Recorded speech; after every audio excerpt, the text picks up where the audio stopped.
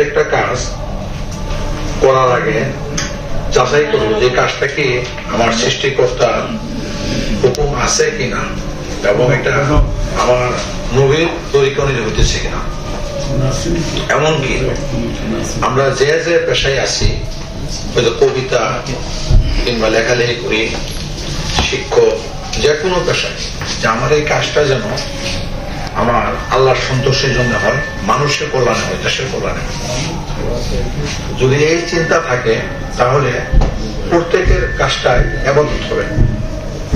তার পেশা হিসাবে যেমন নাকি তার জীবিকা নির্বাহ হবে, তার এ থেকে উপার্জন হবে, পাশাপাশি এই কাজটা তার ইবাদত হয়ে যাবে যদি এটার মধ্যে তার তাকওয়া থাকে, তার ক্ষুধাবিধি থাকে, যদি তার ক্ষুধার এবং তার সৃষ্টিকর্তার সন্তুষ্টির জন্য সে কাজটা যদি করে।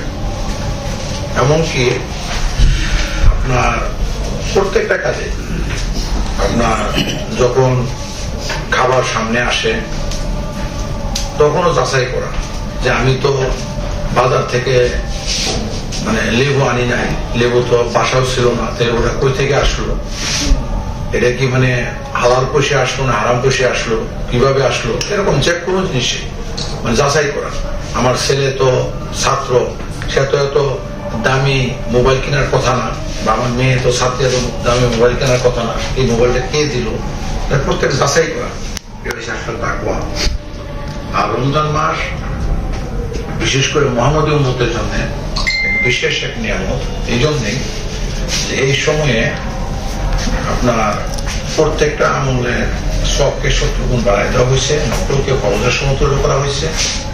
এমনকি আপনার অনবরত আল্লাহ পাক ঘোষণা করতে থাকে যে তোমাদের কার কি সমস্যা আছে বলো, সমস্যার সমাধান করে দেবো, কার কি প্রয়োজন আছে বলো, প্রয়োজন মিটাই দেবো। এমনকি অনবরত আল্লাহ রহমত ঘোষণা দিয়ে থাকে। আর আমাদের পবিত্র কোরআন শরীফ এই মাসে নাজিল হয়েছে, এমনকি সমস্ত আসমানি গ্রন্থ এই মাসে নাজিল হয়েছে। এমনকি আমরা যারা মুসলমান, আমরা তো এটা বিশ্বাস করি এবং এটা ইমানের একেবারেই মানে প্রাথমিক স্তর যে আমাদের কোরআন এইরকম একটি গ্রন্থ, পূর্ববর্তী যত আসমানি কিতাব ছিল, এমনকি দুনিয়া আখেরাত, সাত্যবক আসমান, সাত্যবক জমিন, দৃশ্য অদৃশ্য যত জ্ঞান আছে সমস্ত জ্ঞানই কোরআনের মধ্যে নিহিত আছে। সমস্ত জ্ঞান বিজ্ঞান মহাগ্রন্থ। এমনকি আপনার কোরআনেরই আল্লাহ পাক 55টা নাম দিচ্ছে, যে কোরআন হচ্ছে আসলে হাকিম মানে জ্ঞানের ভান্ডার, কোরআন হচ্ছে ফুরকান সত্য মিথ্যার ন্যায়কারী, এরকম।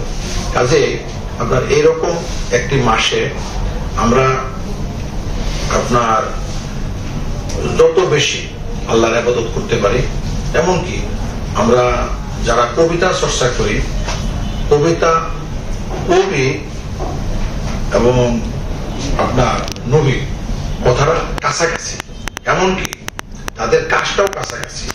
প্রত্যেক নবী এবং রাসূল তাদের মধ্যে আল্লাহর ওহী ছিল, তাদের মধ্যে এরকম আসমানি কিতাব নাযিল হয়েছে। কিন্তু আমাদের নবী সর্বশেষ মুহাম্মদ সাল্লাল্লাহু আলাইহি ওয়াসাল্লাম, আর কোন নবী আসবে না। কিন্তু কিয়ামত পর্যন্ত মানুষ আসতেছে, মানুষ অনবরত আসবে। তখন এই যে মানুষটা আসতেছে, তাদেরকে সৃষ্টিকর্তার দিকে, ভালোর দিকে, এরকম মঙ্গলের দিকে, কল্যাণের দিকে কারা আহ্বান করবে বলা হয়েছে সমস্ত মানুষের এই দায়িত্ব। এবং যারা আহ্বান করে তাদের মধ্যে প্রথম সারিতে আছে কবি সাহিত্যিকরা। এবং যেমন নাকি মানে নবীদের উপরে ওহী নাযিল হইতো, কবিদের মধ্যে ওহী নাযিল হয় না, কিন্তু কবিদের মধ্যে আল্লাহর একটা এলহাম আসে, একটা এলহাম আসে। এই এলহামটা হচ্ছে সে বুঝতে পারে যে আগামী দিন কি হবে, আগামী বছর কি হবে, 10 বছর পরে কি হবে, 100 বছর পরে কি হবে, এটা সে বুঝতে পারে। তার জ্ঞানের এই গভীরতা, এরকম মানে প্রসারতা আল্লাহ পাক তার মধ্যে দিয়ে দেয়। এই জন্যে আপনার হয়তো আমাদের জীবনানন্দ বলছে যে অনেকে কবিতা লেখেন, সবাই কবি না, কেউ কেউ কবি, যে কবিতা লিখলে যার মধ্যে এরকম পরিশুদ্ধতা আছে এবং যে বুঝতে পারে, এরকম মানুষের ভিতরের গভীরতা যে বুঝতে পারে।